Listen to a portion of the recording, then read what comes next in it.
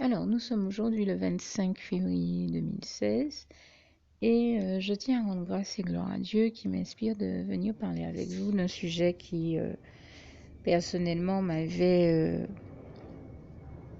édifié, enfin d'une expérience ou une anecdote qui m'a personnellement édifié et qui je pense peut venir encourager, aider tous ceux pour qui c'est nécessaire. C'est très simple. Une fois, je discutais avec l'une de mes filles spirituelles qui me disait, j'étais à la maison, j'étais embêtée, j'avais du travail à faire sur le Seigneur, pour le Seigneur, et sous l'inspiration du Seigneur pour quelque chose d'important. Et je me disais, mais j'ai même plus de place sur mon ordinateur, ni sur mon disque dur, et je vois pas du tout comment je vais pouvoir, ne serait-ce que enregistrer le travail quand j'aurai terminé de le faire, puisque j'ai plus d'espace sur mon ordinateur. Et là, le Seigneur m'a inspiré de lui répondre quelque chose du genre, tu es sûr que tu n'as plus d'espace? Et là, tout de suite, elle m'a répondu, je crois que c'est le Seigneur qui est en train de me parler à travers toi, parce que il m'avait déjà inspiré de procéder ainsi, à savoir tout simplement de supprimer de mon ordinateur tout ce qui n'est pas de lui, les films, les vidéos, les flux vidéo, tous les documents dont je n'ai pas besoin et qui en plus sont en rapport avec des choses qui n'ont rien à voir avec Dieu ou la sainteté. Le Seigneur m'a, pardon, le Seigneur m'a mis à cœur d'enlever tout ce qui n'est pas de lui sur mon ordinateur. Et j'ai dit, n'hésite pas à le faire, hein, à obéir au Seigneur. Je suis sûre que tu verras que il ne t'a pas donné cette bonne inspiration-là, ce bon conseil-là par hasard.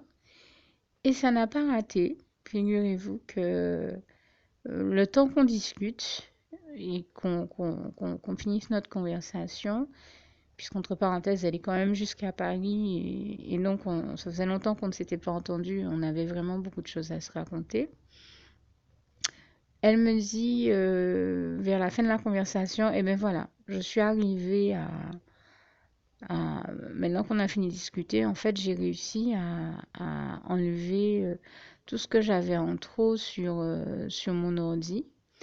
Et en fait, je me rends compte que euh, j'ai énormément de place. J'ai gagné plus de, je sais pas combien de gigas, octets de place, mais elle en avait vraiment bien gagné. Et moi qui me disais, ouais, je vais peut-être devoir m'acheter un autre ordi, tout et tout, en fait, je me rends compte que quand je supprime tout ce qui n'est pas de Dieu sur mon ordinateur, eh bien, j'ai encore plus de place que tout ce que j'imaginais.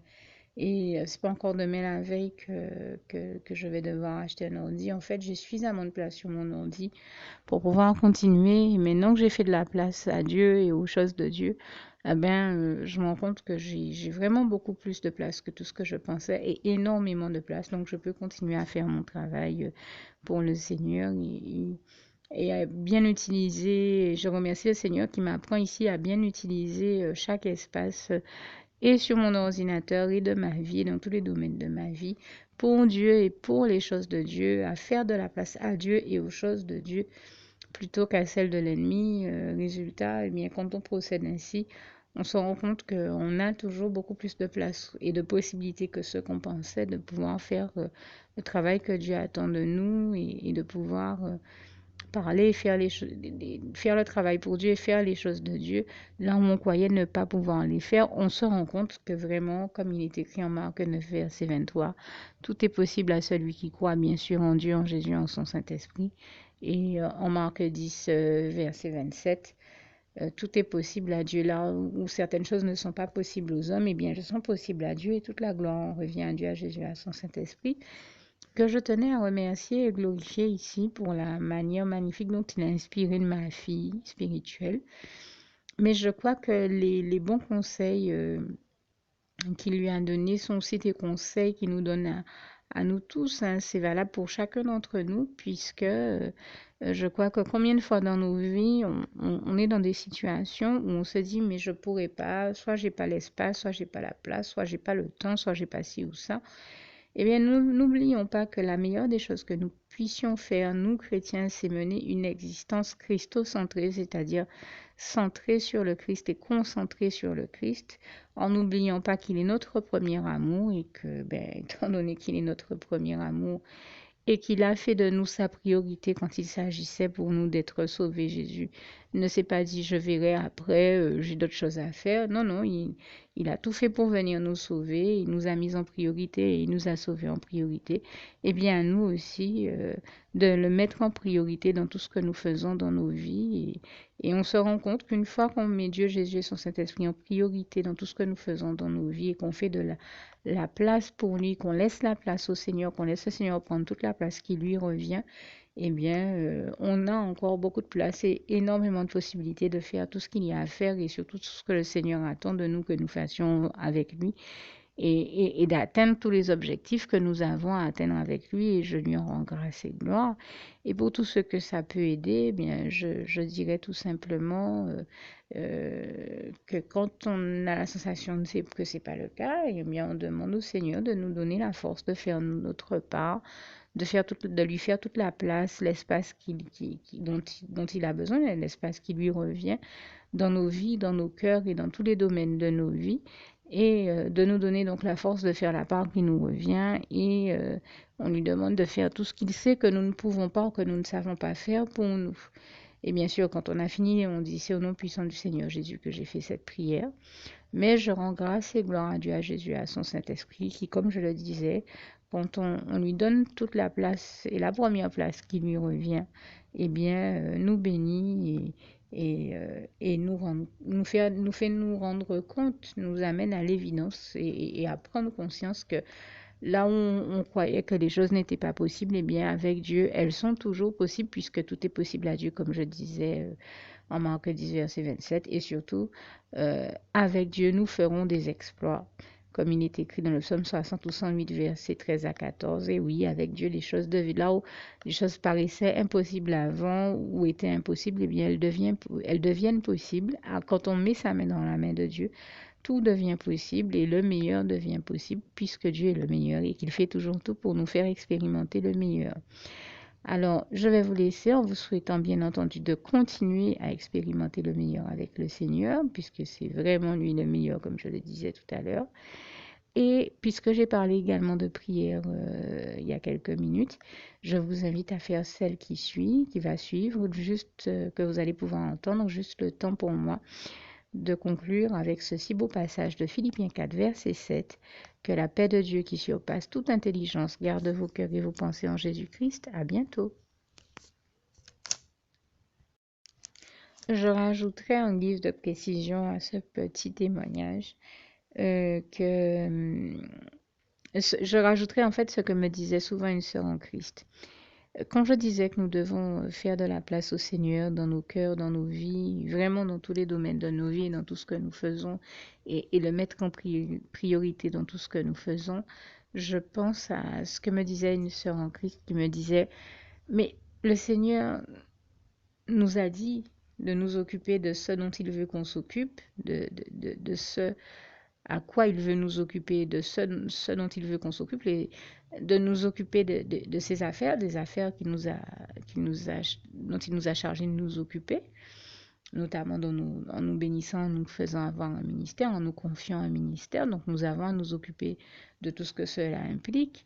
Mais le Seigneur, quand on s'occupe des affaires qu'il nous a demandé et qu'il nous a confié à gérer, eh bien, il s'occupe tellement bien de nos affaires à son tour que, voilà, sa manière de me dire ça a été de me dire, mais le Seigneur Jésus nous dit de nous occuper de ses affaires et lui s'occupe de nos affaires. Mais il s'occupe tellement mieux de nos affaires que nous-mêmes que vraiment on se rend compte que c'est vraiment du gagnant-gagnant et même mieux qu'on a tout à y gagner.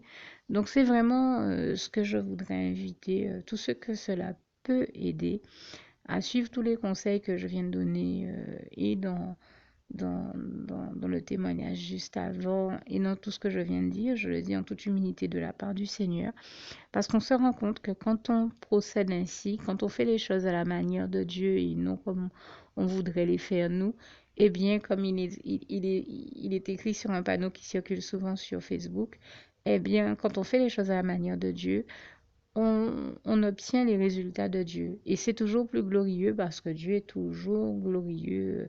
Nous continuons, nous chrétiens, à témoigner du bonheur que nous avons à contempler la splendeur glorieuse de son règne, comme il est écrit dans le psaume 145, versets 8 à 21. Donc on se rend compte qu'en fait c'est toujours plus glorieux et c'est surtout toujours mieux parce que nous, êtres humains, on aurait une tendance à se dire, eh bien, on va faire telle chose de telle manière, y mettre l'ordre, définir un ordre de priorité aux choses qui serait celui que nous voudrions. Mais en fait, quand on procède autrement, selon la manière dont le Saint-Esprit et dont Dieu nous inspire de procéder, avec l'ordre que lui, il a défini, on se rend compte qu'en fait, on y arrive plus vite, que les choses se passent mieux et qu'on arrive à atteindre tous ces objectifs. Et je rends grâce et gloire à Dieu pour ça. Et nous avons l'habitude de dire que Dieu est un Dieu d'ordre.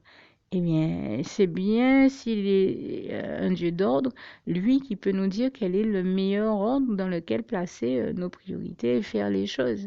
C'est lui qui connaît le bon ordre dans lequel nous devons disposer les choses et faire les choses. Autant l'écouter, autant suivre les conseils de son Saint-Esprit et se laisser guider par lui parce que nous ne saurons jamais mieux nous guider que le Saint-Esprit ne peut nous guider. Il est le meilleur des guides, des instructeurs et que possible. Et donc, c'est bien à Dieu seul que nous devons obéir par la voix de son Saint-Esprit parce que lui seul peut nous conseiller au mieux. Et je crois que tous ces bons conseils que je viens ici partager avec vous, je le fais parce que j'ai vu le grand bien que cela m'a fait dans ma vie au quotidien, que ça a fait même dans la vie de ma fille spirituelle et de ceux qui m'entourent. Chaque fois qu'on se laisse guider par le Saint-Esprit de Dieu et qu'on obéit à Dieu, eh bien, on reçoit ses bénédictions par-dessus et on se rend compte qu'on est heureux, qu'on touche qu'on vit vraiment, on expérimente vraiment le bonheur parce qu'on se rend compte on a fait la bonne chose, qu'on a procédé de la bonne manière en procédant comme Dieu voulait qu'on procède. Et par définition, eh bien, il s'ensuit les bénédictions du Seigneur. Et je rappelle ici, là encore, ce si beau passage de Proverbe 10, verset 22, c'est la bénédiction éternelle qui enrichit et il ne la fait suivre d'aucun chagrin. Et je peux vous dire qu'en effet, elle n'est suivie d'aucun chagrin. Voilà pourquoi on se retrouve, au lieu d'être dans le chagrin, à elle dans le bonheur. Et toute la gloire revient à notre merveilleux Sauveur et Seigneur, notre merveilleux Jésus d'amour, vraiment, que je remercie et glorifie ici du fond du cœur. Merci Seigneur, je t'aime et nous t'aimons, nous tous tes enfants. Louange, honneur et gloire à toi, éternel, mon Dieu Jésus d'amour, Saint-Esprit. Toute la gloire t'en revient. Merci Seigneur.